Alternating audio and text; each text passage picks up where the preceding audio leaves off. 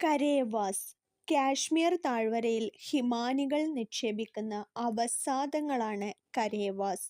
നേർത്ത മണലും ജൈവാംശങ്ങളും നിറഞ്ഞ മണ്ണാണിത്. ഇവ കുങ്കുമ കൃഷിക്ക് വളരെ അനുയോജ്യമാണ്. തുന്ദ്ര ഉയരം കൂടുന്നതിനനുസരിച്ച് ഊഷ്മാവ് കുറയുന്നതിനാൽ ഹിമാലയ പർവ്വത പ്രദേശങ്ങളിൽ നൈസർഗിക സസ്യജാലങ്ങളിൽ ഇതിനനുസൃതമായ മാറ്റം ദൃശ്യമാണ്.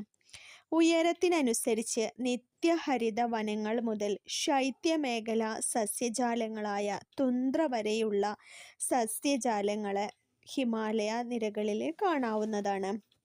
ശൈത്യമേഖല സസ്യജാലങ്ങളെയാണ് തുന്ദ്ര എന്ന് അറിയപ്പെടുന്നത്. ഇനി ജുനിപ്പെർ റോഡോഡെൻഡ്രോൺ. എന്താണ് ജുനിപ്പെർ റോഡോഡെൻഡ്രോൺ? പ്രദേശത്തിൻ്റെ ഉയരം കൂടുന്നതിനനുസരിച്ച് ഉയരം കുറഞ്ഞ സസ്യജാലങ്ങളായ ജുനിപ്പെർ, റോഡോഡെൻഡ്രോൺ എന്നിവയും ഉയർന്ന പ്രദേശങ്ങളിൽ ആൽപൈൻ പുൽമേടുകളും നമുക്ക് കാണാവുന്നതാണ്.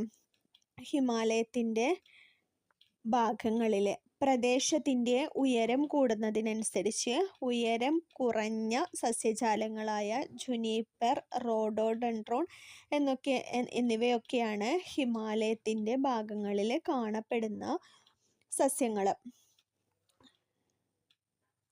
കൂടുതൽ SCERT വീഡിയോകൾക്ക് ഈ ചാനൽ ഒന്ന് സബ്സ്ക്രൈബ് ചെയ്ത് ലൈക്ക്